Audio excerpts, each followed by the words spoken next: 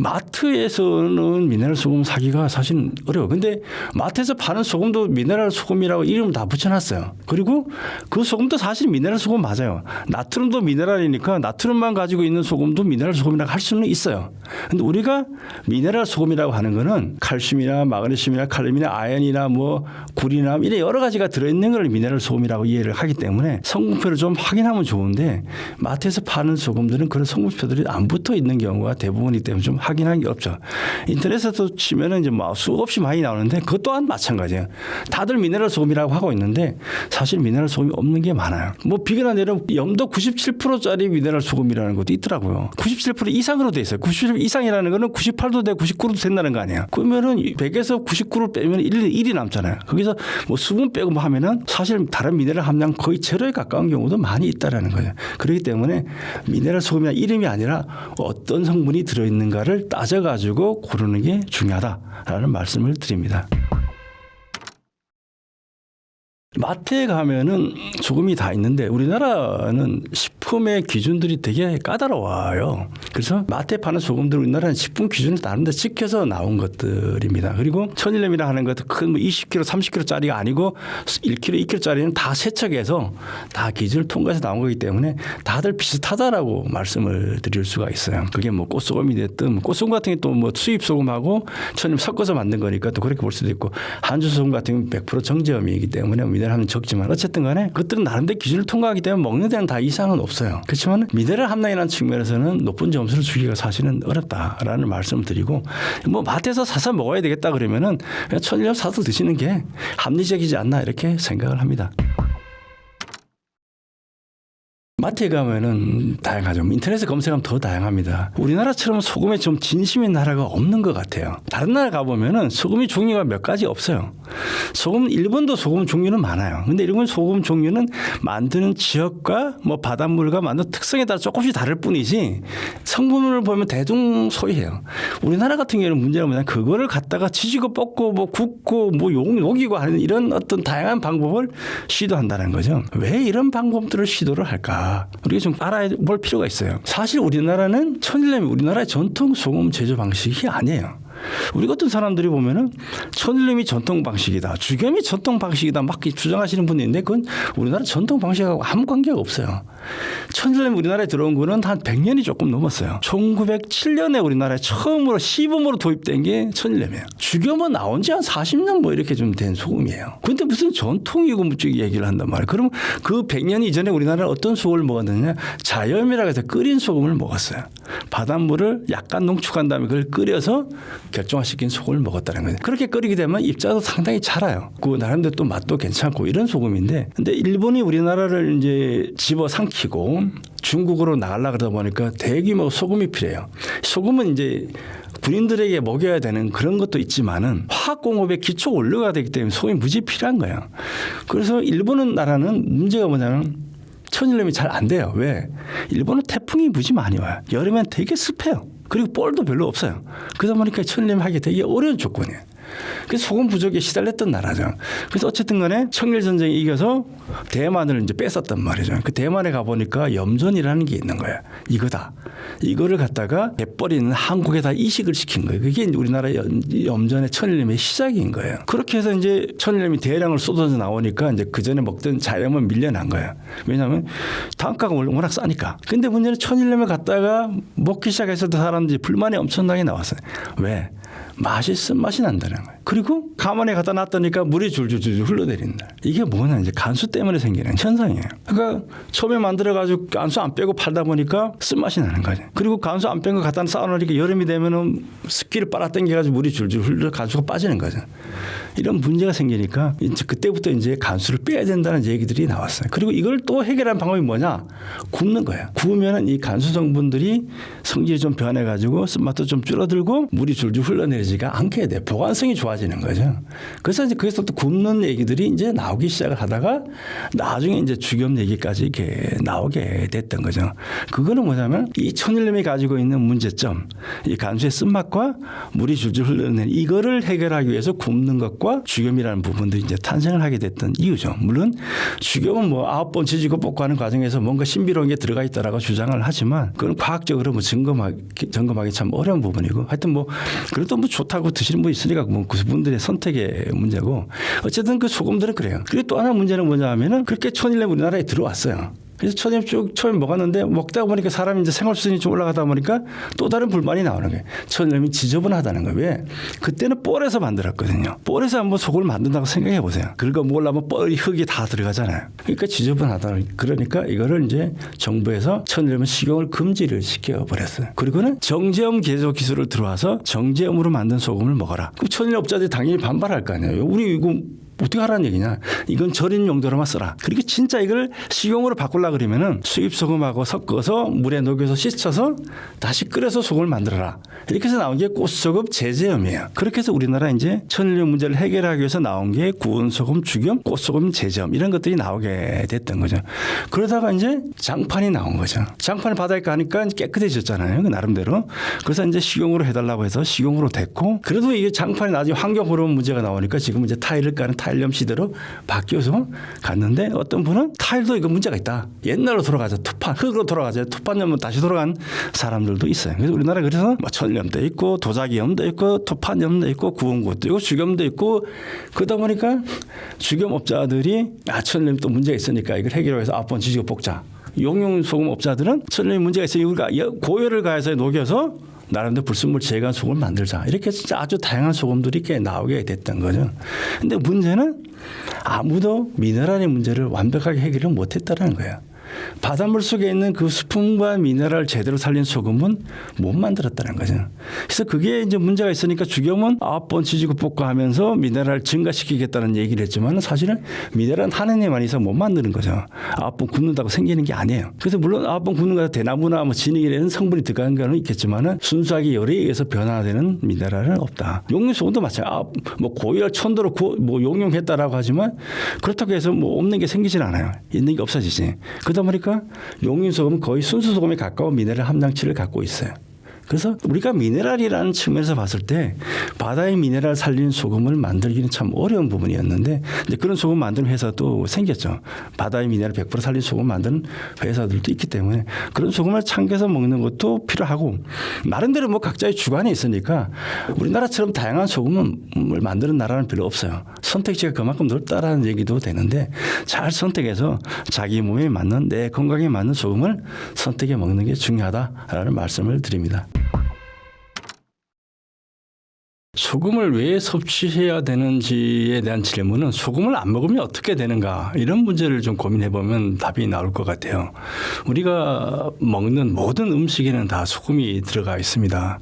그리고 알게 모르게 소금을 다 먹고 있다는 거죠. 그러니까 소금을 안 먹는 사람은 없어요. 양의 차이가 있을 뿐이지. 그래서 누구나 다 소금을 먹고 있고 이 소금을 먹는 역사는 뭐 근대 들어와서 시작된 것 아니고 생명이 시작된 그 순간부터 쭉 이어져 온 것이고 그 소금이 우리 몸에 들어감으로 인해서 우리가 신체 활동이 일어나고 몸에 어떤 여러 가지 메커니즘이 돌아가기 때문에 소금이라는 문제는 반드시 먹어야 되고 그리고 이왕이면은 제대로 된 소금, 좋은 소금을 챙겨 먹는 게 좋지 않을까 이렇게 생각합니다.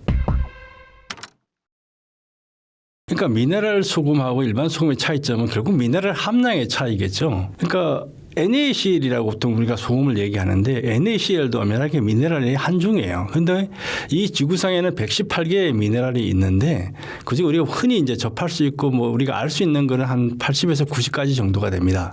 그런데 이 80에서 90가지 정도 미네랄이 우리에게 다 필요해요. 그러니까 뭐 나트륨만 필요한 게 아니고 칼슘도 필요하고 마그네슘도 필요하고 칼륨도 필요하고 아연도 필요하고 다 필요하다는 거죠.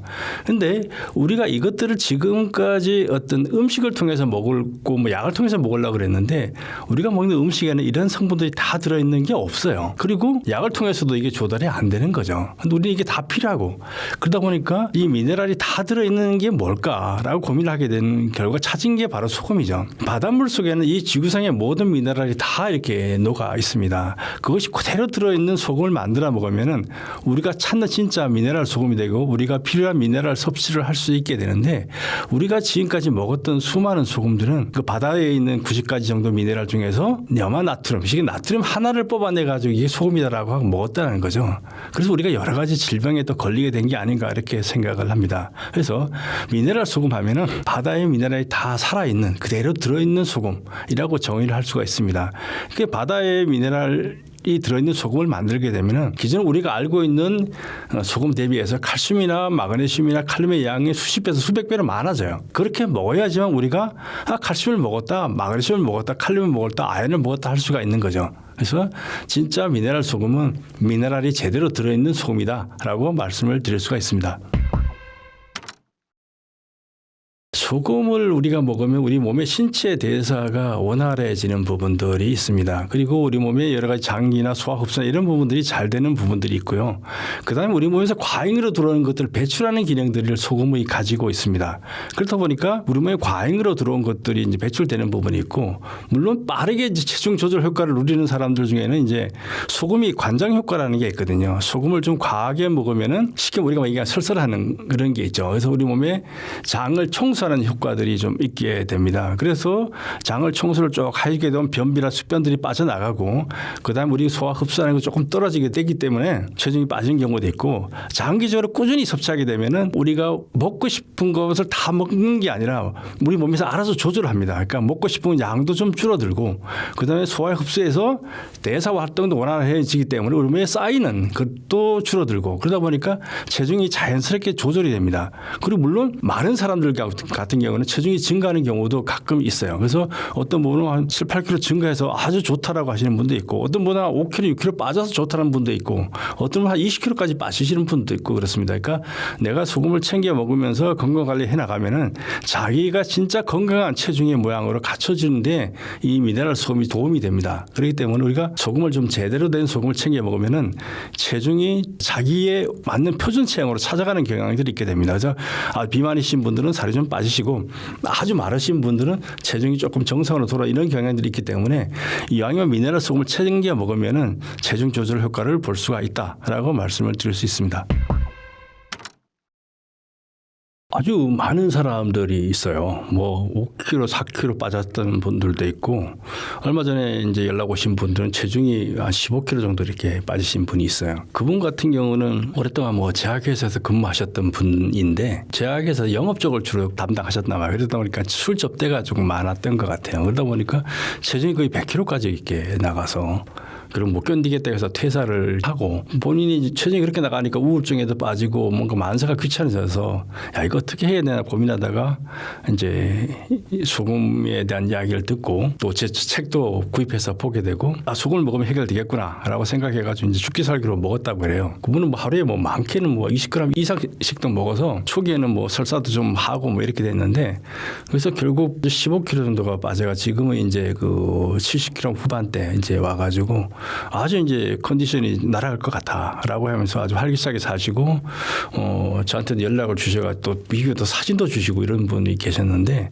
그런 분들이 계시고 보통은 이제 한 4, 5kg 정도는 이렇게 좀 잘 조절이 돼서 빠지시는 것 같아요. 이게 뭐냐면은 우리 몸에 이제 미네랄 소금이 들어오면서 신진대사 활동이 원활해지고 그러다 보니까 몸이 조금 긍정적으로 바뀌고 활동적으로 바뀌시는 분도 있고, 그다음에 독소라든가 이게 숙변 이런 게 배출되는 효과들이 있다 보니까 그런 부분들이 자연스럽게 오는 것 같아요. 그리고 먹는 양도 스스로 좀 조절이 됩니다. 이게 소금물을 먹게 되면은 나름대로 포만감들이 좀 형성이 되고 몸에서 더 이상 음식을 필요로 하지 않다는 느낌을 좀 받게 됩니다. 우리가 배고픔을 느끼는 부분이 많은 경우는 소금을 부족할 경우에 배고픔을 느끼는 경우도 많이 있습니다. 그런데 소금이 잘 채워지게 되면 배고픈 부분이 확 줄어들게 돼요. 그래서 이제 먹는 양도 조절이 되고 그러다 보니까 이 다이어트로 좀 많이 가는 것 같아요. 그래서 아주 많은 분들이 다이어트에 효과가 있다라고 이야기를 하고 있습니다. 다이어트 하시는 분들 중에는 이제 내가 먹는 걸 조절해야 되겠다. 그래서 먹는 거 섭취를 줄이는데 그러다 보니까 이제 뭐 고기나 밥이나 이런 거 줄이고 이제 야채나 과일이나 이런 거 가지고 드시고 그러면서 이제 소금을 줄이게 되는 경우들이 있습니다. 이런 부분에 이제 상당히 이제 부작용들이 좀 생기는 것 같더라고요. 뭐냐면은 우리 몸에는 나트륨과 칼륨이 나름대로 균형을 잡도록 다 되어져 있습니다. 그래서 우리 몸에 나트륨이 들어오면 나트륨을 뺄라 그러면 칼륨이 있어야 되고 칼륨을 뺄라 그러면 나트륨이 이렇게 모든 미네랄은 서로 간에 기량작용을 하는 미네랄들이 있어요. 그래서 서로가 도와주면서 역할을 하고 빠져나갑니다.